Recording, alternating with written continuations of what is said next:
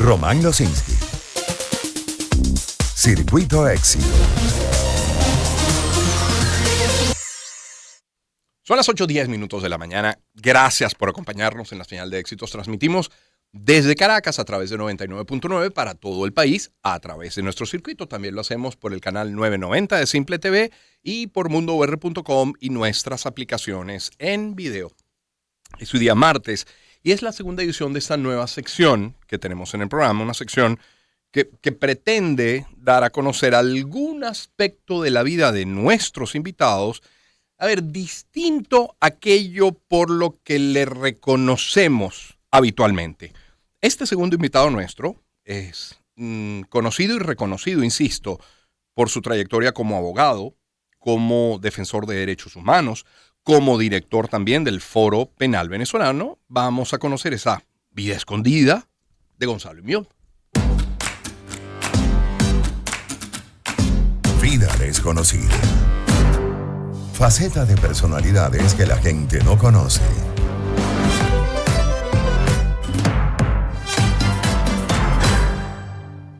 Cuando decía yo vida desconocida, era como ponerlo entre comillas. ¿Por qué? Porque la verdad, no hace falta navegar demasiado por las redes sociales de nuestro invitado para encontrarse al menos dos aficiones que le acompañan desde hace muchos años, pero dejemos que sea él quien explique. Gonzalo, qué bueno recibirte acá en el estudio. Bienvenido, feliz día. Buenos días, feliz día, Román. Feliz día a todos tus escuchas. Una tiene que ver con el deporte y la otra con las artes, ¿no? Sí, ciertamente. De toda la vida he estado involucrado en la práctica del karate. Uh-huh. Digo de toda la vida de manera intermitente, ya gracias a Dios, desde hace unos años para acá, desde 2016 concretamente para acá, pues pude retomarlo ya con la constancia de vida, pero yo empecé en esto desde muy pequeño. Yo recuerdo, yo empecé practicando karate en el Inca de San Bernardino cuando tenía unos 7 años, más o menos. Que queda al final de la bajada de la Cotamil. Así es. En plena curva. Después de allí estuve en una escuela en San Bernardino también.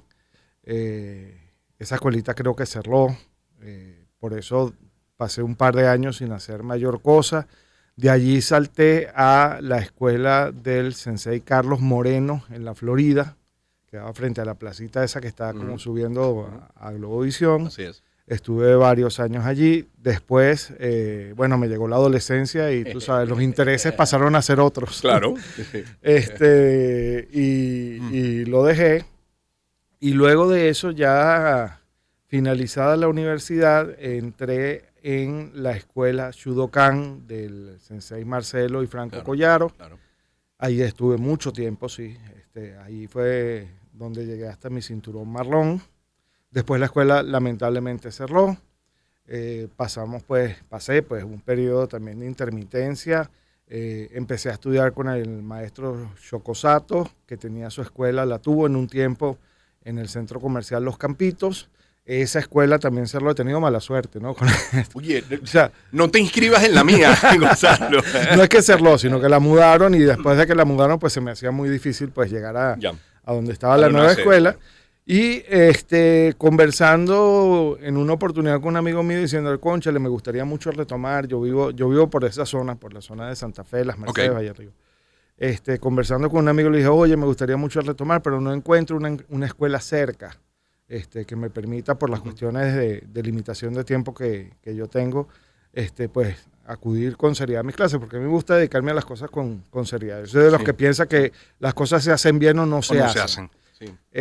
Y me dijo, no vale, si aquí en Santa Fe, en aquel momento estábamos en el Centro Comercial Santa Fe, aquí en Santa Fe está el sensei Víctor Garrido, de Shotokai, Venezuela, y la verdad que la tenía a 2 pasos, y dije, oye, qué bueno, y ahí empecé en 2016, y desde 2016 hasta acá he estado con ellos allí, practicando. ¿Qué cinta tienes hoy? En este momento soy cinturón negro Nidan, que es segundo Dan. El segundo ya, sí.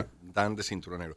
Pero ¿cómo llegas? ¿Es que había alguien en la familia que le gustaba? ¿Es que había un compañerito en el colegio que lo hacía y te llamó la atención? ¿Por qué llegas al karate? No, la verdad es que, mira, responderte esa pregunta es complicado porque, no sé, yo creo que eran de esas cosas de niño, de las cosas que uno ve en las películas. Ir probando, entonces, coqueteando, ¿verdad? Sí, explorando.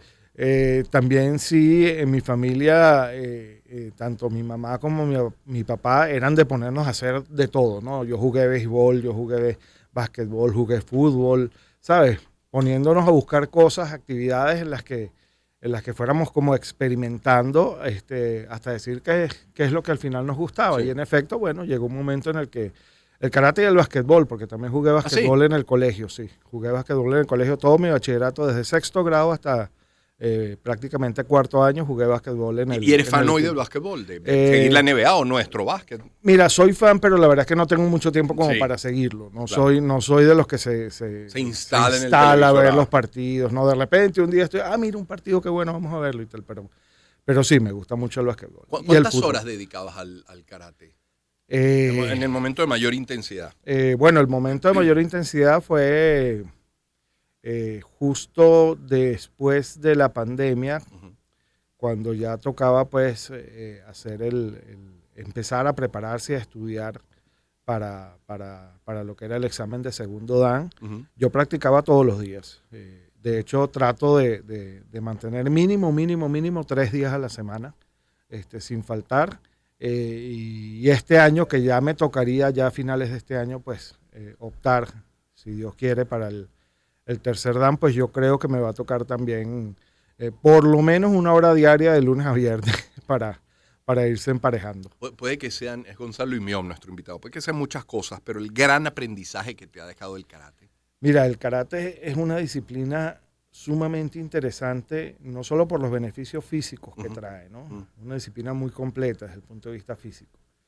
Pero una de las cosas más interesantes que tiene el karate es que más allá de enseñarte a defenderte de los demás, te enseña a defenderte de ti mismo, de tus propias inseguridades, de tus propias debilidades, de tus indisciplinas, ¿sabes? De ese descuido con el que a veces nos tratamos nosotros mismos, ¿no? El karate te ayuda muchísimo a superar tus propias limitaciones, tus propias barreras. Y de hecho, una de las cosas que uno entiende cuando está en esto es que más allá de dedicarte a compararte o de dedicarte a vencer a los demás, la batalla es contigo mismo. El karate te enseña que la batalla es contigo mismo, porque además es un arte marcial que se adapta muchísimo a lo que tú eres, a tus propias necesidades.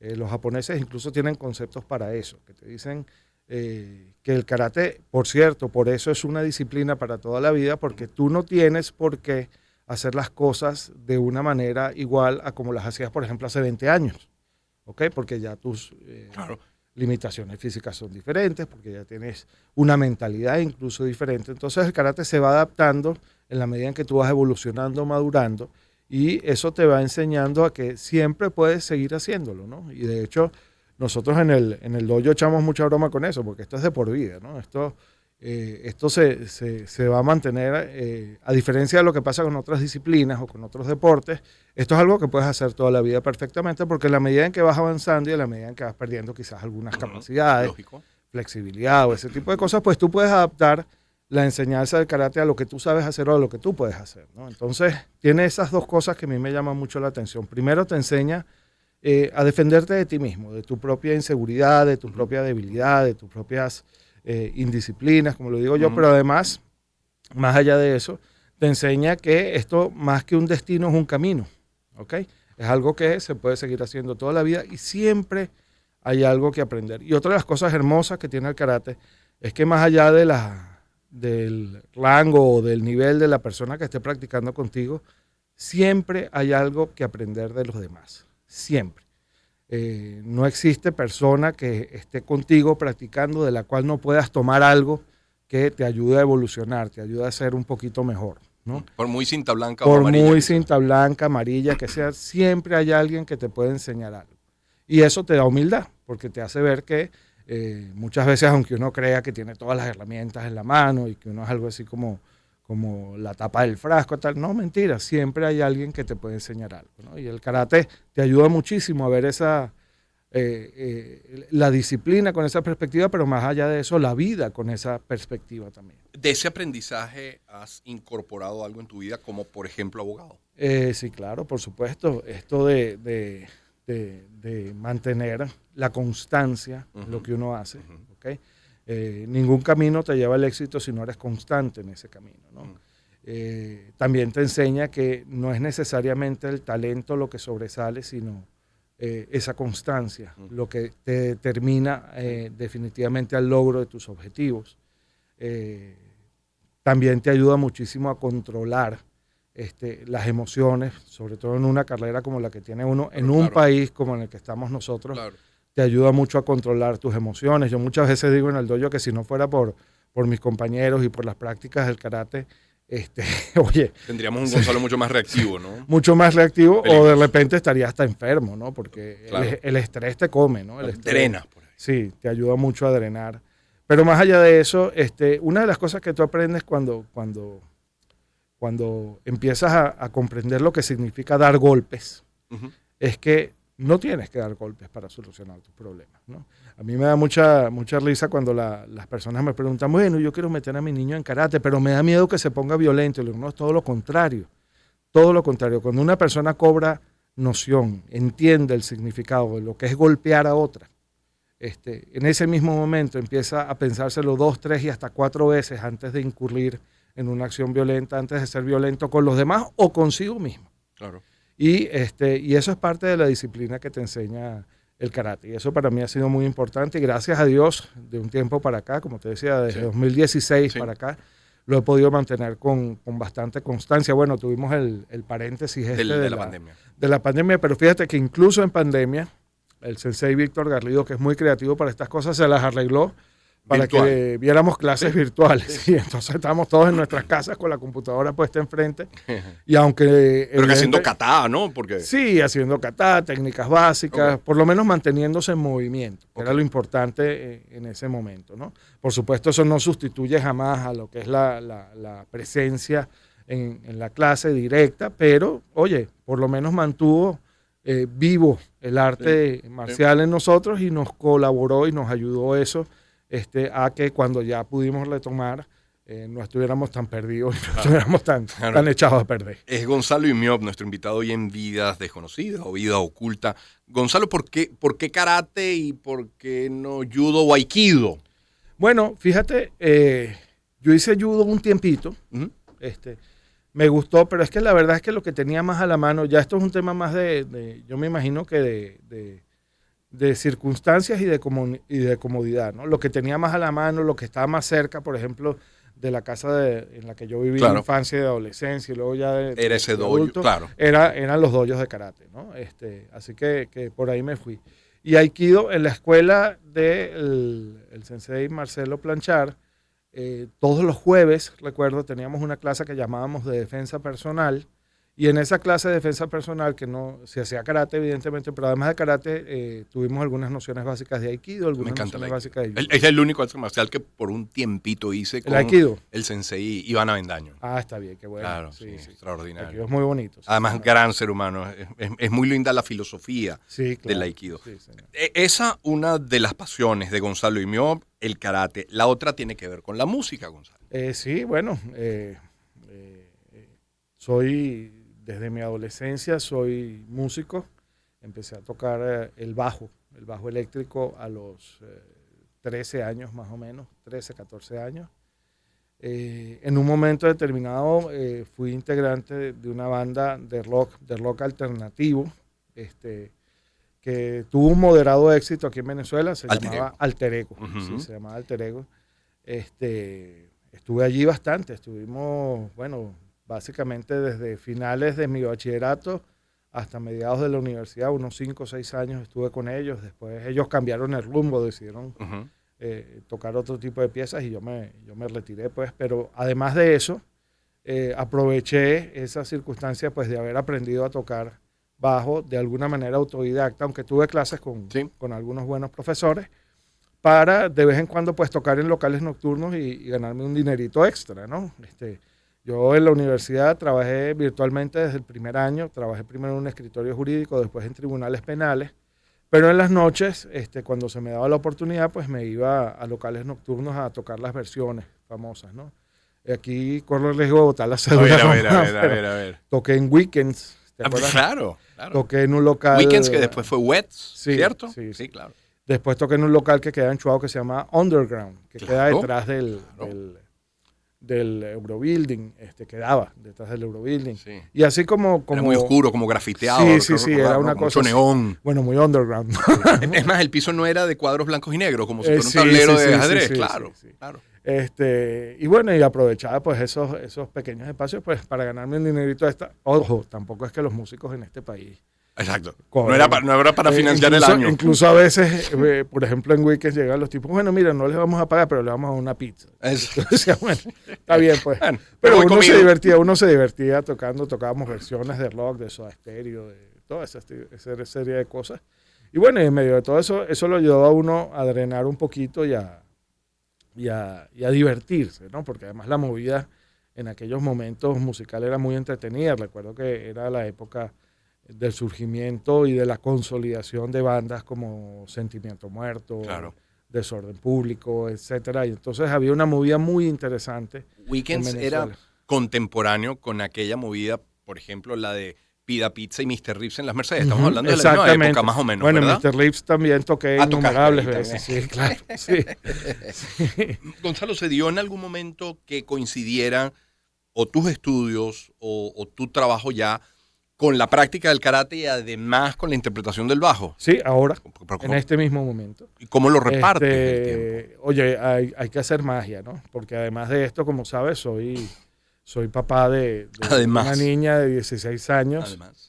Con todo lo que acarrea ser papá de una niña de 16 años, quienes nos están oyendo, pues lo entienden perfectamente. No? Yo voy por 12, casi 13. Ah, bueno, prepárate, porque sí. ahora viene el momento en el que empiezan a salir más que la sayona.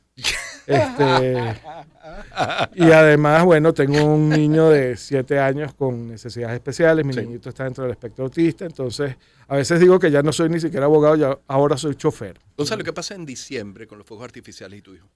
Oye, fíjate, a él le gusta verlos, pero el ruido le genera mucha inquietud. Como muchos de los niños y de las personas que están dentro del espectro autista tienen una hipersensibilidad auditiva muy marcada y eso pues le genera mucha ansiedad. Y el problema quizás no es la ansiedad que le genera en el momento, sino que es una ansiedad que persiste, ¿no? Cuesta mucho calmarlo después, ¿no? Pero bueno, entonces como te decía, en este momento, por ejemplo, sigo practicando mi karate, sigo trabajando en las cosas. ¿Has dado clases de karate? Sí, claro. También, sí, claro. Sí, de vez en cuando ya, en el dojo me ha tocado claro.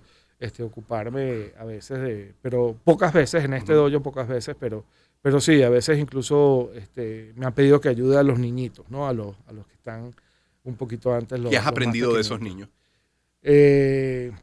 Oye, que a veces pensamos que los niños y los jovencitos de hoy día están como perdidos, están como muy de su cuenta, y resulta ser que no es así, están mucho más centrados de lo que uno cree, están mucho más ubicados en su contexto y en su realidad de lo que uno cree, y a veces somos injustos con ellos porque están sometidos a una serie de estímulos que nosotros nunca vimos y que a ellos les cuesta manejar y que quizás a nosotros si los hubiéramos padecido igual nos hubiera costado muchísimo manejarlo. Claro, entonces a veces he aprendido que a veces somos como muy injustos con estas nuevas generaciones por las cosas que hacen o por cómo ven la vida y uno no se da cuenta de que todo lo que está alrededor para ellos es muy difícil de manejar y que quizás nuestro trabajo más bien es tratar de orientarlos, no en eso, ¿no? Entonces, como te decía, bueno, mi trabajo de todos los días, es un trabajo de 24 horas, 365 días al año, no solo por ser defensor de derechos humanos, sino porque además soy abogado penalista y los abogados penalistas somos como los médicos de guardia, ¿no? Tenemos que estar siempre permanentemente atentos a cualquier cosa que pueda pasar. Pero además de esto, entonces, bueno, trato de por lo menos 3 veces por semana, sin falta, asistir a mi dojo, mantenerme en mi karate, pero además con Alfredo Romero, que es mi socio en el Foro Penal, el director presidente del Foro Penal. Hemos descubierto que Alfredo también es músico, Alfredo es guitarrista, cantante, muy bueno, por cierto. No vayan a decir que yo dije que era muy bueno. Hemos descubierto que a través de la música se puede transmitir muchísimo el mensaje de lo que es la necesidad de defensa, de protección de los derechos humanos, ¿no? Yo siempre he dicho que más allá del argumento, más allá del razonamiento, de la lógica que está detrás de cualquier lucha por los derechos humanos, hay que tratar de vincularse con la gente desde la emoción también. Y lo que mejor maneja la emoción son las artes en general, la música, la poesía, la literatura, son las que mejor manejan las emociones, ¿no? Entonces, muchas veces yo lo digo, a veces me llaman ustedes los periodistas para entrevistarme, para hablar de los temas de derechos humanos, y yo me escucho hablar y digo, oye, qué aburrido soy, ¿no? Qué fastidio esto, ¿no? Hablar del artículo tal, del artículo cual, que si esto es así, que si la sentencia tal.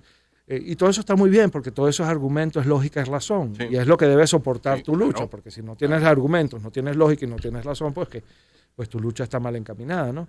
Pero más allá de eso hay que buscar la identificación de la gente con tu causa desde la emoción. Y la emoción se mueve con las artes, con esas otras formas de vincularse a tu audiencia que tienen mucho más que ver con despertar sentimientos que con despertar ideas, ¿no? Entonces, Alfredo y yo hemos ya estado involucrados en varios, nosotros los llamamos conversatorios musicales, en los que vamos contando historias, ¿no? Historias de lo que va pasando con determinados casos, pero además reforzamos lo que se dice en esa historia con música, ¿no? Entonces,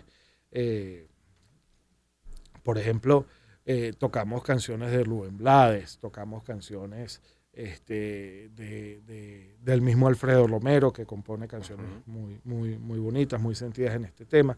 Y así buscamos que la gente se sensibilice hacia los temas desde una posición que va más allá del argumento, de la razón, de la lógica, y se ubica más bien, en el tema emocional, ¿no? Entonces sí, en este momento, fíjate, de hecho Alfredo me había comentado que posiblemente para este mes de febrero íbamos a aprovechar de hacer uno de estos conversatorios musicales, renovando un poco el repertorio y planteándolo quizás de una manera un poquito más amplia, involucrando poesía también, quizás algún performance o alguna actuación pequeña de alguien representando alguna de las historias que vamos a contar allí. Y bueno, estamos en eso. Entonces, fíjate, en este momento estoy compaginando las tres cosas, ¿no? ¿Esperabas más, ya que mencionas ahora tu trabajo en foro penal como abogado además, ¿esperabas más de Barbados en términos concretos? Mira, la verdad es que no. Y te explico por qué. Nosotros hemos analizado con mucho detalle todos estos procesos y estas conversaciones en las que se logran, gracias a Dios, y bienvenidas sean, estas excarcelaciones. Si no me falla la memoria, este sería el 10º proceso de conversaciones entre diferentes factores políticos que logran excarcelaciones de presos políticos. Lo que pasa es que cuando hemos analizado estos procesos nos damos cuenta de que hay varias constantes que se repiten. La primera es que no sabemos nunca, sobre todo los que estamos directamente vinculados a las defensas de estas causas, no sabemos nunca cuáles son los parámetros, los criterios, las ideas que permiten determinar quién sí sale y quién no sale. Es difusa esa línea amarilla, como etéreo, ¿no? Sí, no se conoce, no sabemos por qué. Entonces, se dan situaciones que a nosotros luego nos cuesta mucho traducirle a las personas o a los familiares de las personas que se quedan presas. Porque ¿por qué salen unos sí y otros no? Porque esta persona, ojo, no quiero decir con esto que haya presos que sean prioritarios, ¿no? Para nosotros todos tienen la misma importancia, pero porque una persona que tiene 7 años en detención preventiva no sale y otro que tiene 2 meses en detención preventiva sí sale. ¿Cuál es el criterio que se utilizó para definir que este sí y este no? Eso es muy difícil de precisar. Lo otro que siempre vemos que se produce en estos casos es que muchas veces la información que se maneja sobre las personas que son excarceladas es una información equivocada. Hemos visto casos, por ejemplo, en los que se dice con bombos y platillos, mira, hemos liberado a 40 presos políticos. Cuando tú te pones a ver, no son algunos de ellos presos arbitrariamente por motivos políticos. Son personas que están más bien involucradas en delitos comunes. Entonces tú te preguntas, bueno, ¿por qué las metieron en este paquete? Y ojo, y no es porque lo diga el foro penal, es porque los criterios internacionales que rigen la materia son los que te dicen quién es y quién no es un detenido arbitrario, ¿no? Incluso se han dado casos que a nosotros nos llaman mucho la atención, de que se dice que se ha excarcelado personas y se anuncia esto con toda la fanfarria posible, resulta ser que cuando tú te pones a revisar quién era esa persona ya estaba excarcelada desde hacía mucho tiempo. Entonces tú dices, ¿de dónde están sacando ellos esta información? ¿Por qué no nos consultan? ¿Por qué no nos preguntan? Y no hablo solo de Foro Penal, hablo de todas las organizaciones que se ocupan de estos temas. ¿Por qué no nos consultan para poderles brindar la asistencia técnica que se necesita en estos casos, ¿no? Y luego otra cosa que siempre pasa, bueno, ya lamentablemente lo estamos viendo de nuevo, es que no son verdaderas liberaciones, son excarcelaciones que son diferentes. Una cosa es sacar a una persona de la cárcel, lo cual es positivo, sobre todo en los casos estos en los que la prisión es arbitraria, es una prisión completamente injusta, pero eso no es liberarlo. Liberarlo es dejarlo completamente en libertad, valga la redundancia, de hacer lo que sin régimen de presentación, sin por ejemplo, prohibiciones de salida del país, sin una investigación penal, oye, como esa espada de Damocles sobre tu cabeza, ¿no? Y eso no es lo que pasa, no se libera plenamente a las personas, ¿no? Y además de esto, a nosotros nos preocupa mucho que siempre se da esto del fenómeno que hemos denominado la puerta giratoria, que es verdad, se escarcela a muchísima gente. Bienvenidas sean esas escarcelaciones, vuelvo y lo repito, siempre lo digo, todo paso hacia la libertad es un buen paso, pero después esas celdas que llegan vacías se van llenando otra vez con nuevos presos, ¿no? Y esto al final lo que te demuestra es que no se está atacando el fenómeno desde la raíz. ¿Okay? Y esto ha sido una constante. Estas cositas, estos aspectos que te estoy mencionando han sido una constante. Fíjate, se acaban de producir un número importante de escarcelaciones ahora en diciembre. Ojo, no todos eran presos por motivos políticos, pero era parte de lo que se estaba conversando y negociando. Eso es lo que nosotros entendemos. Pero ya a partir de enero comenzaron de nuevo las encarcelaciones y comenzaron de nuevo incluso las amenazas de persecución contra otras personas, ¿no? Entonces, sobre estas bases, nosotros siempre vemos como con mucha desconfianza, con mucho escepticismo y con mucha prudencia estos procesos de conversación, ¿no? Porque como yo siempre digo, Román, hay algo que a nosotros nos duele mucho, que es que cuando se le da a una persona la esperanza de que pueda eventualmente salir de un encierro injusto, hay que tener cuidado, mucho cuidado con esto de inflar las expectativas. Porque las expectativas, Román, son como los globos. Si las inflas mucho, explotan, ¿no? Gonzalo, ya llegando al final, Gonzalo Imión, nuestro invitado, se te acerca una mamá, te dice, bueno, tengo este hijo mío pequeño todavía, no tengo demasiado tiempo para una actividad. ¿Qué le recomendarías, karate o música? Las dos. No tengo tiempo de dos. Siempre hay tiempo para eso no es cierto. Mira, si yo tengo tiempo para hacer todo lo que hago, siempre hay tiempo para todo. Lo que pasa es que hay que organizarse y hay que ser disciplinado. Y uno de los primeros retos que uno enfrenta cuando uno quiere empezar a mejorarse a sí mismo desde cualquier perspectiva es el reto de asumir tu actividad o las actividades que vayas a desarrollar con disciplina. Sí. Gonzalo, agradecido por este tiempo. No, muchas gracias a ti, Román. Por ahí me escribían varios amigos, uno de ellos dice, extraordinaria la entrevista con Imió, así que qué bueno. Profundamente agradecido. 8:38, Gonzalo Imió con nosotros, identificamos.